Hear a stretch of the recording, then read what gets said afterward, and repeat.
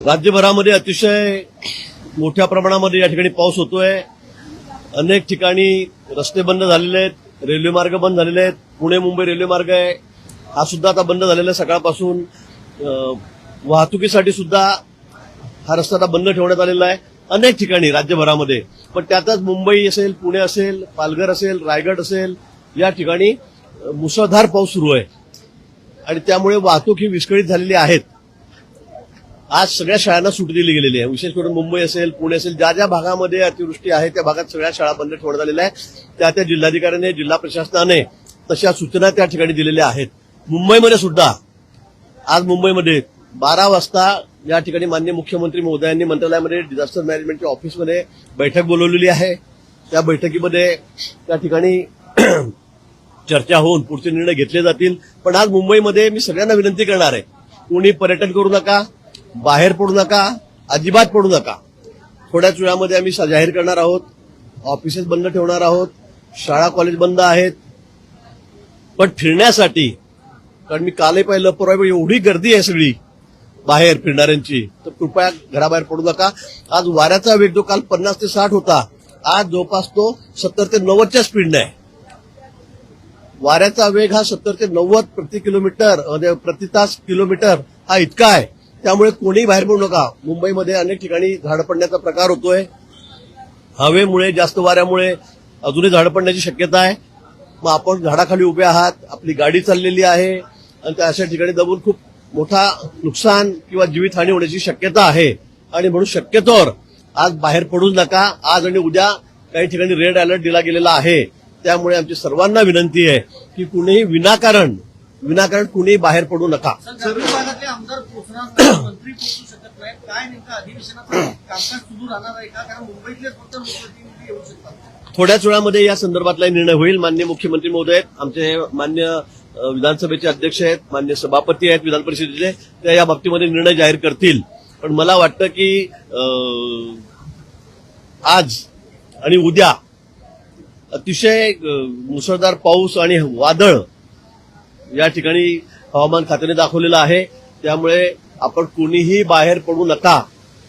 परवा वॉटरफॉल धबधब्याच्या खालच्या ठिकाणी बघायला गेले, 2 मुलं जिवारी त्यांना जावं लागलं तरुणांना. आणि म्हणून माझी पुन्हा विनंती आहे, अनेक जण पावसाची मजा घेण्यासाठी अजूनही फिरता आहेत, कोणीही बाहेर फिरू नका किंवा पोलिसांना मग सक्तीच करावी लागेल. त्यामुळे अशी परिस्थिती येता कामा नये. सर्वांनी आम्हाला सहकार्य करावं. सगळ्यात महत्त्वाचं म्हणजे एक्सप्रेस हायवे हा बंद केलेला आहे आणि मिसिंग लिंकचे जे पण पाणी बाहेर येतं त्यावर पण आता जोरदार सोशल मीडियावर मला वाटतं ही नैसर्गिक आपत्ती आहे.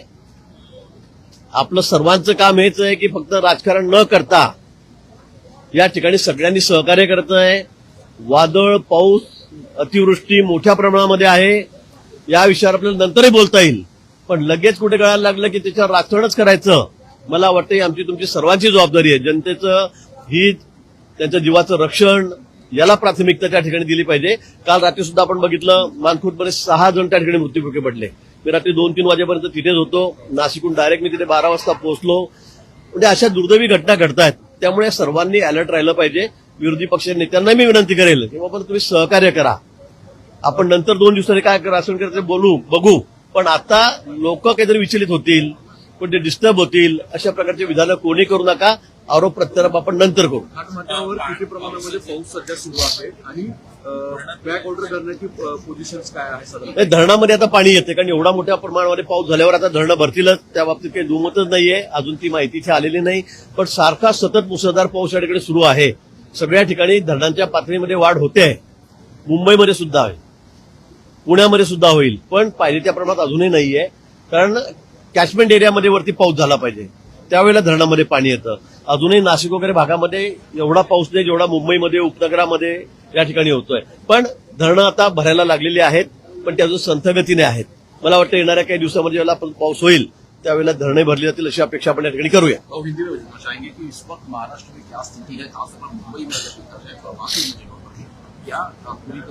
महाराष्ट्र में बहुत बारिश हो रही है, हवा भी बहुत तेज चल रही है और मतलब मुझे लगता है कि सभी जो लिमिट्स है, मतलब हर साल जो बारिश होती, कई सालों में ऐसी बारिश हुई नहीं होगी. ऐसी बारिश मुंबई में, उपनगरों में भी हो रही है, कई जगह हो रही है महाराष्ट्र में.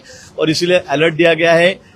4-5 जगह रेड अलर्ट भी है, ऑरेंज अलर्ट है, और हवा जो चल रही है वो बहुत तेजी से चल रही। कल का हवा का स्पीड जो था वो 60-70 तक था, 50 से 70 तक रफ्तार से, 1 घंटे की रफ्तार से 50-60 किलोमीटर की रफ्तार से चल रही थी। आज दोपहर से अनुमान है 12 बजे के बाद 70 से 90 प्रति घंटा किलोमीटर ये चलेगी। और इसलिए सभी से अनुरोध है कि कोई भी बिना मतलब घर से बाहर ना निकले। बिना मतलब क्या, घर के बाहर निकले ही नहीं, क्योंकि बहुत सी जगह ऐसी है जहां पेड़ गिर रहे हैं, नुकसान हो रहा है, कई जगह लोगों की मतलब जान जाने की भी आशंका है, 2-4 जगह ऐसी घटना भी घटी है। इसलिए सबसे अनुरोध है कि आज घर के बाहर ना निकले। आज ऑफिसेस है, स्कूल है, कॉलेज है, इनको भी छुट्टी दी गई है। थोड़ी देर में माननीय मुख्यमंत्री 12 बजे डिजास्टर मैनेजमेंट के ऑफिस में, कार्यालय में एक मीटिंग लेने जा रहे हैं। उसके आगे की जो भी क्या एक्शन लेना है वो वहां पर बताएंगे। थोड़ी देर में विधानसभा का सत्र शुरू होने जा रहा है 11 बजे। अभी बस 20-25 मिनट बाकी है।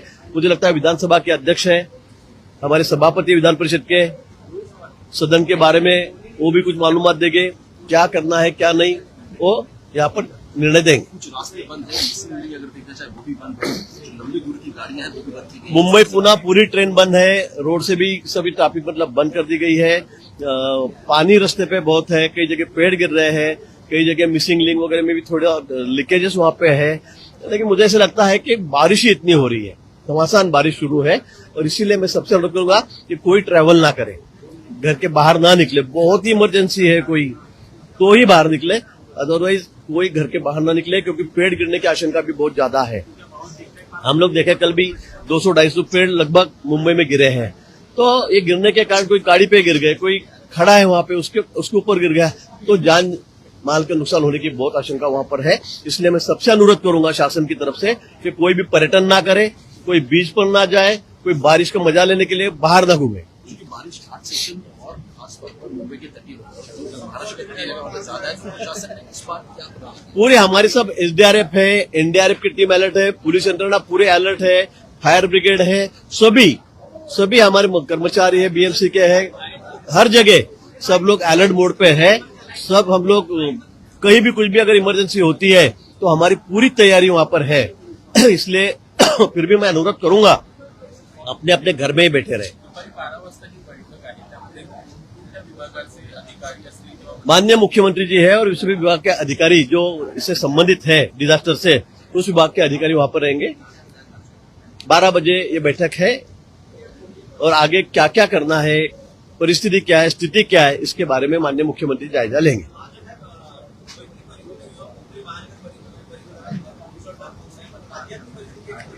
राज्यामध्ये सर्वत्र पाऊस सुरू आहे। राज्यभरामध्ये काही ठिकाणी ऑरेंज अलर्ट आहे, काही ठिकाणी येलो अलर्ट आहे। राज्यभरामध्ये पाऊस समाधानकारक त्या ठिकाणी सुरू आहे। तुरळक काही भाग असतील की त्या ठिकाणी पाऊस थोडा कमी आहे, पण अनेक ठिकाणी राज्यभरामध्ये आता जोरदार पावसाला सुरुवात झालेली आहे। पण मुंबई उपनगर, पुणे, घाटमाथा, पालघर, रायगड या ठिकाणी खूप मोठ्या प्रमाणात पाऊस आहे। अनेक नद्यांनी धोक्याची पातळी सुद्धा ओलांडलेली आहे, आपण बघतात, आपणच दाखवतात, आणि त्यामुळे सर्व आमच्या यंत्रणा अलर्ट मोडवर आहेत। एसडीआरएफ असेल, एनडीआरएफ असेल, संबंधित त्या ठिकाणचे अधिकारी आहेत, जिल्हाधिकारी आहेत, पोलीस प्रशासन आहे, सर्व आता आम्ही रस्त्यावर आहोत। कुठेही काही दुर्घटना घडली तर त्याला सामोरं जाण्यासाठी आम्ही सर्वजण आमचे शासन यंत्रणा ही तयार आहे। मला वाटतं टीका करण्याची वेळ नाहीये। सध्या खूप मला वाटतं की पाऊस, वादळ यामुळे परिस्थिती थोडी गंभीर आहे। त्यामुळे आपण त्यावर पण नंतर बोलू, त्याची कारणं शोधू, नंतर बोलू। पण मला वाटतं सगळ्याच ठिकाणी राजकारण करता कामा नये आपणही। एकीकडे आपल्याला लोकांचा जीव महत्वाचा आहे, लोकांना सुरक्षित ठेवणं महत्वाचं आहे, त्याला आपण प्रायोरिटी द्यावी। विरोधी पक्षांना मी विनंती करेल, त्यांच्या नेत्यांना मी विनंती करेल की आपण हे सोडून आता आपल्याला या 2-3 दिवसातून बाहेर कसं पडता येईल या परिस्थितीमधून, त्यासाठी सगळ्यांनी चर्चा करावी, विचार विनिमय करा।